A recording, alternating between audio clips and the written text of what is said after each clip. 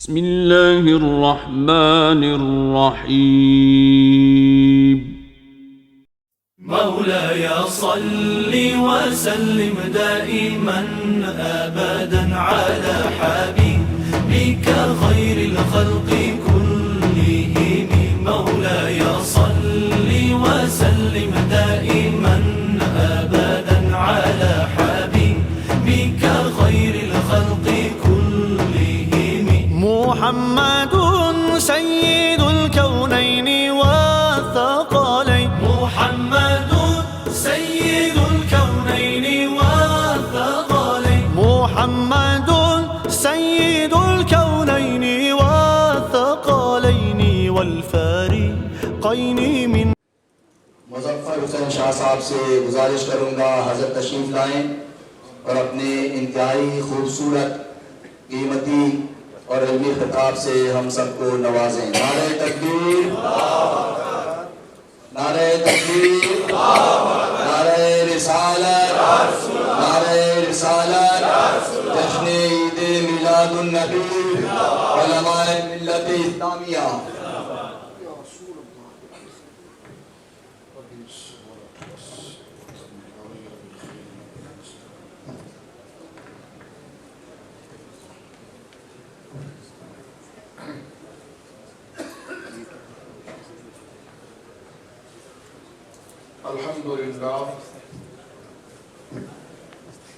الحمد لله المبدئ المعيد الغني الحميد ذو العفو الواسع والعقاب الشديد. من هداه فهو السعيد السديد ومن أضله فهو البعيد الدليل. يعلم ما ظهر وما بطن وما خفي وما علن. والصلاة والسلام على أشرف الأنبياء خاتم النبيين سيد المرسلين سيد الأولين والآخرين سيدنا وحبيبنا نبينا وكريمنا ومولانا محمد عبده ورسوله بالهدى ودين الحق أرسله. أما بعد فأعوذ بالله من الشيطان الرجيم. بسم الله الرحمن الرحيم.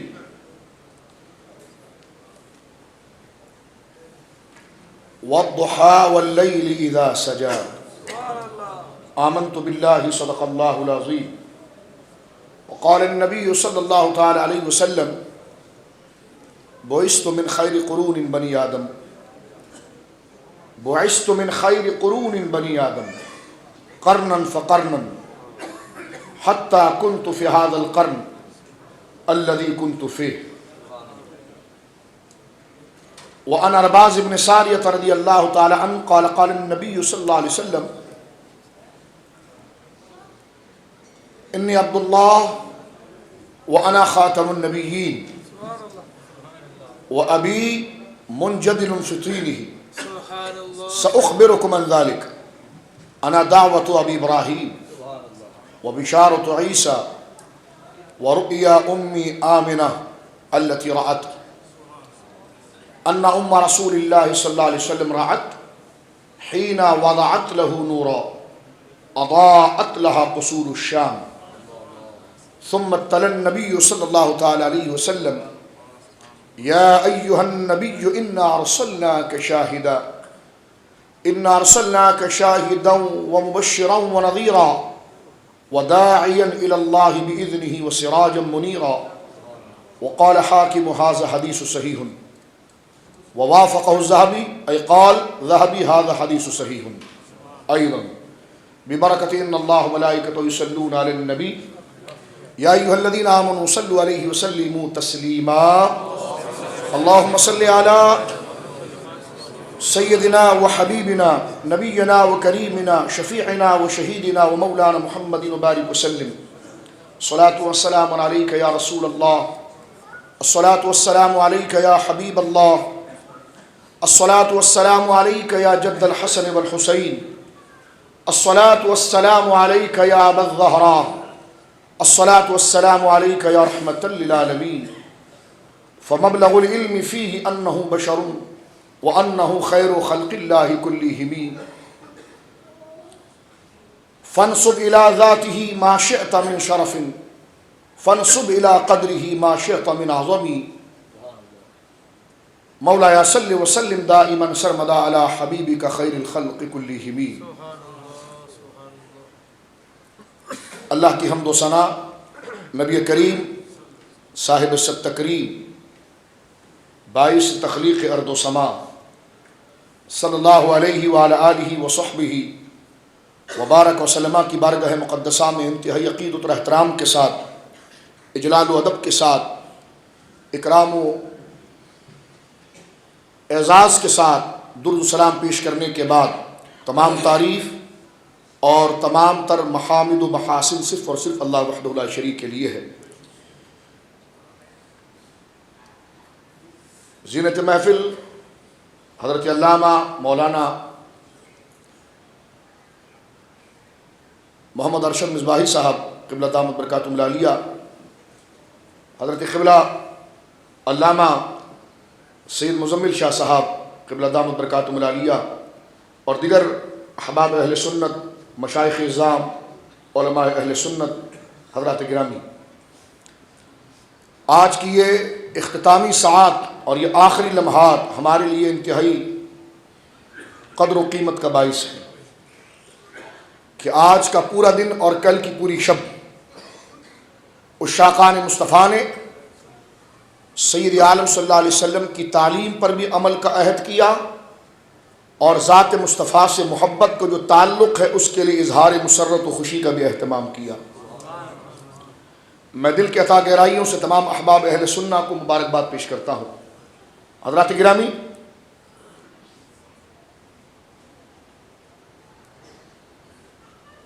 آج کا یہ عظیم الشان جلوس جو سید عالم صلی اللہ علیہ وسلم کی بارگاہ میں خراج عقیدت پیش کرنے کے لیے موسم کی ناگفتہ حالت کے باوجود آپ حضرات اپنے گھروں سے نکل آئے اور آپ نے اظہار مسرت و محبت کرنے کے لیے بارگاہ مصطفیٰ کریم صلی اللہ علیہ وسلم میں یہ نذران عقیدت پیش کیا، دراصل یہ دستور محبت ہوا کرتا ہے۔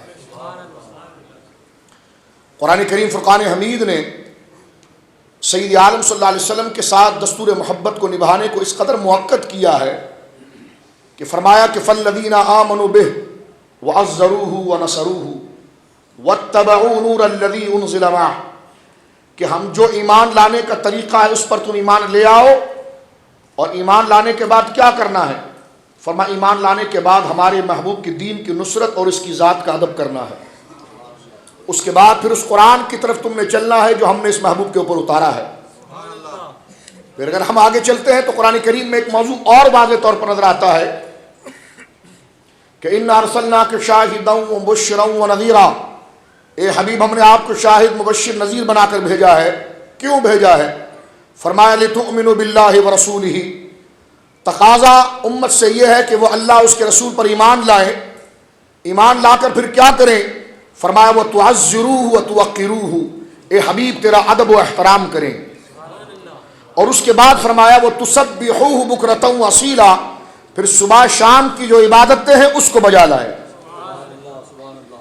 یہ ترتیب کسی فرد بشر نے نہیں بنائی، یہ اللہ رب العالمین نے بیان فرمائی ہے۔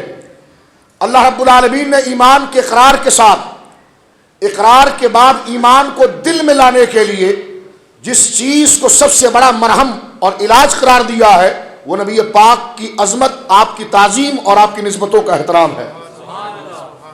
اور اس کے بعد نماز، روزہ، زکوٰۃ، جملہ عبادات کی طرف ذکر کیا، یعنی مراد یہ ہے کہ عبادات اور نماز، جملہ عبادات جو ہے اس کو سرکار علیہ الصلوۃ والسلام کی محبت کو اس پر مقدم کیا ہے، اس پر رکھا ہے، اور یہ بتایا ہے کہ تمہاری کوئی بھی عبادت اگر ادب مصطفیٰ، تعظیم مصطفیٰ اور عظمت مصطفیٰ کے اقرار کیے بغیر اگر ہوگی تو وہ خوش عبادت تو ہوگی، خدا کی بارگاہ میں مقبول نہیں ہوگی۔ یہ قرآن کریم نے یہ سلیقہ یہاں پر ذکر کر دیا ہے، اور ایک نہیں ان گنت روایتیں ہمیں کتابوں کے اندر درج ہمیں نظر آتی ہے۔ میں اس طرف نہیں جانا چاہتا ورنہ موضوع دوسرا رخ اختیار کرے گا، صرف یہ بتانا چاہ رہا ہوں کہ نماز، روزہ، زکوٰۃ، جتنی بھی عبادتیں ہیں اگر ہمارا مقابلہ عبادت سے ہو تو پھر نماز افضل ہے، ہمارا مقابلہ روزے سے ہو تو پھر روزہ افضل ہے، ہمارا مقابلہ اگر حج سے ہو تو پھر حج افضل ہے، ہمارا مقابلہ دین کی کسی بھی عبادت سے ہو تو عبادت افضل ہے، لیکن اس عبادت کو لا کر اگر مصطفیٰ کے سامنے رکھا جائے تو وہ عبادت بنتی جب ہے جب مصطفیٰ سے نسبت پاتی ہے، سید عالم سے نسبت پاتی ہے، حضور علیہ الصلوۃ والسلام کے سے متعلق ہوتی ہے۔ اور اگر کبھی سامنا فرد بشر اور عبادت کا ہو جائے تو عبادت الہیہ کو مقدم کیا جاتا ہے، اور کبھی سامنے ذات مصطفیٰ ہو جائے تو پھر اس وقت عبادت کا سلیقہ بدل جاتا ہے، بظاہر ان اداؤں کی بجائے ادب مصطفیٰ کرنا ہی سب سے بڑی عبادت ہوتی ہے، جو مولا کائنات نے نماز عصر کے وقت خیبر سے لوٹتے وقت کر کے دکھا دی، جو خلیفہ بلا فصل سیدنا صدیق اکبر نے غار میں کر کے دکھا دی، جو سعید بن معلہ نے نماز میں کر کے دکھا دی، جو حضرت ابی بن کعب نے سرکار کے سوال پر کر دکھا دی، اور اسی کو امام محمد رضا نے بڑے پیارے انداز میں ذکر کیا کہ ثابت ہوا کہ جملہ فرائض فروع ہے، اصل الاصول بندگی استاجور کی ہے، اصل الاصول بندگی استاجور کی ہے۔ تو یہ ہے ایک معیار، وتعزروہ وتوقروہ، میرے حبیب کی تعظیم کرو، میرے حبیب کی توقیر کرو۔ اس میں آپ دیکھیں گے میرے دوستو کہ تعظیم کا معیار تعظیم کرنا تو بتا دیا، لیکن اس کے افراد نہیں بتائے کہ کیسی تعظیم کرنی ہے، کس وقت کرنی ہے، کس اسٹائل میں کرنی ہے۔ مفسرین فرماتے ہیں اس کو عام چھوڑا ہے اس لیے کہ تعظیم کے سلیقے اور طریقے قیامت تک اپنی کلچر اور ثقافت کے اعتبار سے مختلف ہوتے رہیں گے، تو جس کلچر، جس معاشرے، جس ثقافت میں ادب و اکرام اور اپنے بڑے اور محترم کو خراج تحسین پیش کرنے کے جتنے طریقے ہوں گے اور شریعت اس کو جائز کہے گی تو اس کا سب سے پہلا مستحق آمنہ کا لال جناب محمد رسول اللہ ہو۔ تو یہ جلوس اور یہ سلسلوں کی سب سے بڑی دلیل جو یہاں پر علت کے طور پر بیان کی گئی ہے وہ وَتُعَزِّرُوهُ وَتُوَقِّرُوهُ، کہ اگر آپ نکلتے ہیں بازاروں میں انتہائی نظم و ضبط کے ساتھ، فجر آپ نے پڑھ لی، جلوس میں شریک ہوئے، ظہر جماعت کے ساتھ پڑھ لی، عصر آپ نے جماعت کے ساتھ پڑھ لی، مغرب جماعت کے ساتھ پڑھ لی، عشاء جماعت کے ساتھ پڑھیں گے انشاءاللہ، تو سوال ہوا کہ جب ساری طریقے تو آپ نے کر لیے، عبادت کے سارے سلیقے کر لیے، تو یہ پیدل چل کر کیا کر رہے تھے اور نمازوں کے درمیان نعت پڑھ کر کیا کر رہے تھے؟ تو آپ کہیے رنگ تیار کر رہے تھے۔ کیا کہیں گے آپ؟ رنگ تیار کر رہے تھے، اس لیے کہ خدا کی بارگاہ میں خشک اور بے رونق عبادتیں مقبول نہیں ہوتی، خدا کی بارگاہ میں وہ عبادت مقبول ہوتی ہے جس پر ادب مصطفیٰ کا رنگ چڑھا ہوا ہوتا ہے۔ نعرہ تکبیر، نعرہ رسالت، سرکار کی آمد، مکی کی آمد، مدنی کی آمد، جشن عید میلاد النبی۔ تو لہذا پہلی بات تو یہ ہے کہ یہ جلوس جو آپ نے کیا ہے انما الاعمال بالنیات، آپ کی نیتیں تکریم مصطفیٰ کی تھی، عظمت مصطفیٰ کریم کی تھی، حضور کے ادب اور شان و شوکت کو ذکر کرنے کے حوالے تھی، تو آپ کا ہر قدم عبادت ہے اور آپ کے لیے ذریعہ نجات ہے۔ میں اس بات کو پہلے بھی ریپیٹ کر چکا ہوں لیکن ایک دفعہ پھر ذکر کر دیتا ہوں، ہمارے علماء نے یہ قاعدہ مسلم طور پر لکھا ہے اپنی کتابوں کے اندر کہ وہ کل ما کانا ادخل فی الادب والاجلال کانا حسنا، کا ہر وہ کام جو حضور کے ادب میں کیا جائے، ہر وہ کام جو اظہار عظمت مصطفیٰ کے لیے کیا جائے، ہر وہ کام جو ذکر مصطفیٰ کے لیے کیا جائے، ہر وہ کام جو تعظیم مصطفیٰ کا باعث ہو، اس کے جائز ہونے کی دلیل یہ ہے کہ وہ مصطفیٰ کے لیے کیا جا رہا ہے۔ جس طرح سر پر چڑھ کر پوچھا جاتا ہے یہ انگوٹھے کیوں چوم رہے ہیں، اس کی کیا دلیل ہے؟ میں نے کہا یہ حضور کے لیے ہو رہا ہے، یہی دلیل ہے۔ آپ کو پتہ ہی نہیں ہے ابھی تک، کلمہ پڑھ لیا، تقاضے آپ کو آئے نہیں ابھی تک۔ بندہ اپنے باپ کو باپ کہے اور جب وہ میدان میں آئے تو دو گرے ہوئے الفاظ اس کے لیے بولے، باپ کو باپ کہے، باپ کھڑا رہے اور وہ بیٹھا رہے، باپ کو باپ کہے، اس کو اہمیت نہ دے اور بھرے مجمع میں کہیں یہ میرے باپ ہیں، لوگ کہیں گے شرم کرو، اگر یہ تمہارا باپ ہے تو باپ باپ کہنے سے کچھ نہیں ہوتا، تو اس کے تقاضے بھی ادا کرنے ہوتے ہیں، اس کے تقاضے بھی ادا کرنے ہوتے ہیں۔ بلا تشبیہ میں عرض کرنا چاہ رہا ہوں، جب محمد رسول اللہ کلمہ پڑھ لیا ہے تو صرف کلمہ پڑھنے سے کچھ نہیں ہوتا، کلمے کے تقاضے ادا کرنے پڑتے ہیں، اور کلمے کے تقاضے یہ ہے کہ اگر ذات مصطفیٰ سے عشق ہے تو ان کی تعلیم پر بھی عمل کیا جائے اور ان کی ذات و نسبت کا بھی احترام کیا جائے۔ یہ ہے اس کے تقاضے جو الحمدللہ اہل سنہ کو نصیب ہوئے ہیں۔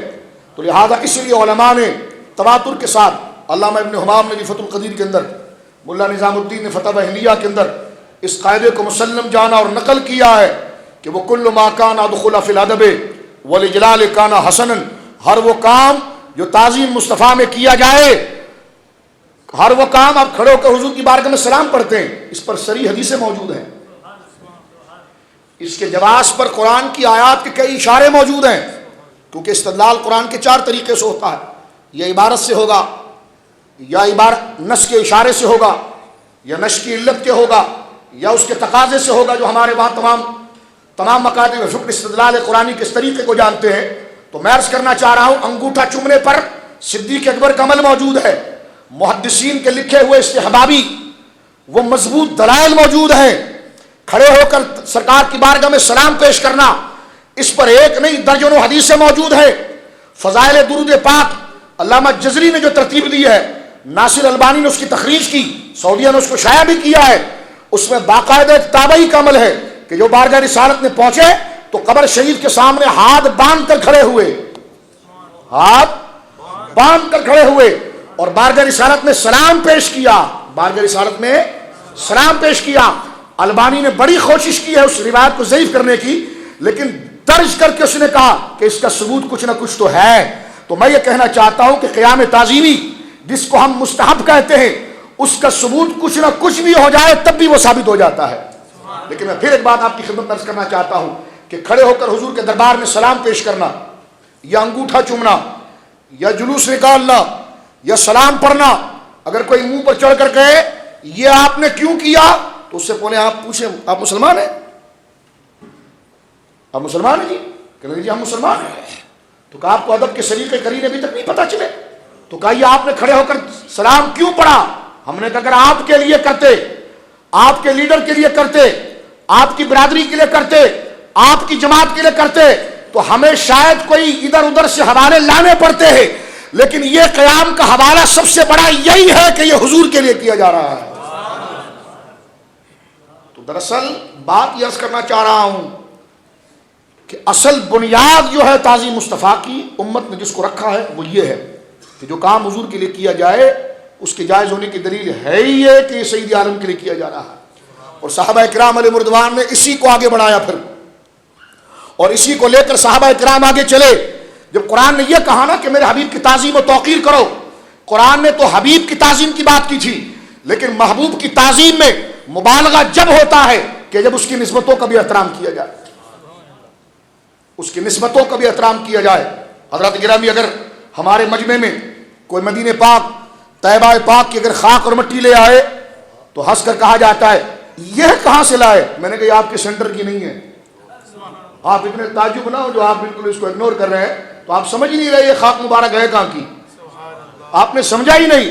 یہ آپ کے سینٹر یا آپ کے دیوان کی نہیں ہے، یہ نبی پاک کے شہر پاک کی خاک ہے۔ وہ کہنے لگے جی اس سے کیا ہوتا ہے؟ میں نے کہا تم نے تعزیرو پڑھا نہیں ہے اس لیے تمہیں پتہ نہیں۔ عبداللہ بن عمر سے پوچھو، قاضی یاز لکھتے ہیں کہ جب روضہ رسول پر حاضر ہوتے ہیں تو دربار رسالت میں حاضری بعد میں دیتے ہیں، پہلے ممبر پاک پر آتے ہیں اور ممبر پر ہاتھ پھیر کر جو مٹی لگ جاتی ہے اس کو چہرے پر لگاتے ہیں۔ کوئی پوچھتا ہے یہ کیا کر رہے ہیں؟ کہ میرے آقا یہاں بیٹھا کرتے تھے۔ اہل سنہ کو بدعت کہو گے تو پھر یہ حدیثیں کہاں جائیں گی ساری؟ اور ان روایتوں کو کب پڑھو گے؟ یہ عشق کا وہ دستور ہے میرے دوستو، جس کو لگ گیا اور جس کی قسمت میں آ گیا اس نے وہ تعزروہ و توقروہ کے معنی کو سمجھ لیا۔ تعظیم کرو میرے محبوب کی، ادب کرو میرے محبوب کا۔ ابن تیمیہ کی کتاب میں پڑھ رہا تھا الاقتضاء، اس کے اندر اس نے ایک مسئلہ چھیڑا ہے۔ مسئلہ چھیڑتے ہوئے کہتا ہے کہ سیدہ خدیجہ الکبریٰ امت میں ان کا بہت بڑا مقام ہے رضی اللہ عنہا۔ وہ کہتا ہے اس کا مقام اس لیے نہیں ہے رضی اللہ عنہا کا، سیدہ خدیجہ کا مقام اس لیے نہیں کہ وہ حضور کے حریم ناز میں ہے، بلکہ اس لیے کہ وہ بڑی نمازیں پڑھتی تھی۔ میں نے کہا نمازیں تو سب پڑھتے تھے، نمازیں تو سب پڑھتے تھے میری ماں ام المومنین سیدہ خدیجہ الکبریٰ کو جو مرتبہ اور مقام عطا ہوا ہے وہ قرب مصطفیٰ سے عطا ہوا ہے۔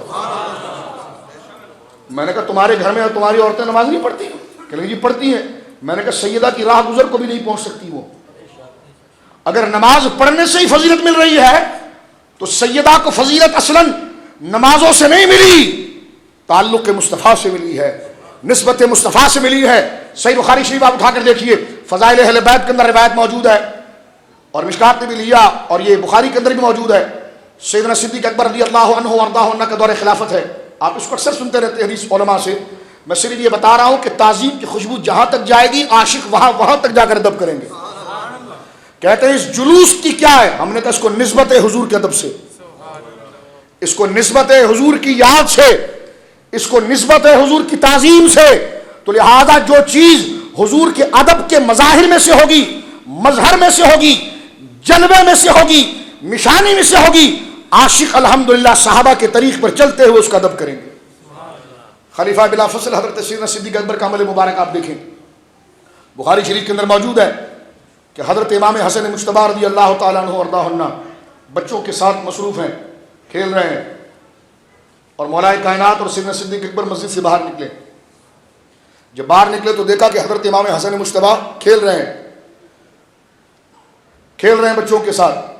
سیدنا صدیق اکبر رضی اللہ تعالیٰ نے یہ نہیں دیکھا کہ امت کے خلیفہ میں ہوں، رسول اللہ کے مصلی پر میں ہوں، مصلی مجھے دیا گیا، خلافت مجھے دی گئی، میرے کان میں کہتے چپ ہو جا، نسبت بھی تو حسن کو دی گئی ہے۔ حضرت سیدنا صدیق اکبر آگے بڑھتے ہیں، حضرت امام حسن مجتبی کو اٹھا کر کاندھے پر بٹھاتے ہیں، اور ان کے وہ جملے ہیں، علی یہ رسول اللہ سے زیادہ شباہت رکھتے ہیں، آپ سے نہیں رکھتے اتنی۔ مولا کائنات نے اس پر مسکرایا۔ لیکن یہ حدیث پاک ہمیں بہت بڑا درس دے رہی ہے، یہ درس دے رہی ہے کہ سیدنا صدیق اکبر نے حضرت امام حسن مجتبی کو زمین سے اٹھا کر جب کاندھے پر بٹھایا ہوگا تو کتنا تکلف کرنا پڑا ہوگا، بلکہ اس میں تکلف کا جملہ ہی صحیح نہیں ہے، عشق کے کتنے جلوے دکھانے پڑے ہوں گے، آپ جھکے ہوں گے۔ امام حسن کو جب کاندھے پر بٹھایا ہوگا تو کچھ امامہ بھی ٹیڑھا ہو چکا ہوگا، سر سے امامہ بھی ہل گیا ہوگا، اور امام حسن جب بیٹھ گئے ہوں گے تو ان کے پاؤں کی خاک جو ہے وہ سیدنا صدیق اکبر کے کپڑوں پر لگ بھی رہی ہوگی، لیکن اس چیز کی صدیق اکبر نے پرواہ نہیں کی، اس لیے کہ امام حسن مجتبی کو نسبت ذات مصطفیٰ سے تھی۔ حسن کا ادب جو تھا وہ رسالت کا ادب تھا، اس لیے فرمائے وہ تعزرو کے نظارے امام حسن میں نظر آتے ہیں تو صدیق جھک کر ان کا بھی ادب کرتے ہیں۔ صحابہ کو ماننے کی باتیں کرنا تو ڈینگے مارنا بہت آسان ہے، لیکن الحمدللہ اس پر چلنا یہ صرف اہل سنت کا کام ہے، جو نسبتوں کا احترام۔ اب میں آپ سے کہتا ہوں تاریخ کی کتابوں کو کھنگال لیجئے میرے دوستو، ایک حوالہ آپ کو نہیں ملے گا کہ صدیق اکبر نے اپنے بیٹے محمد کو اپنے کندھے پر بٹھایا ہو،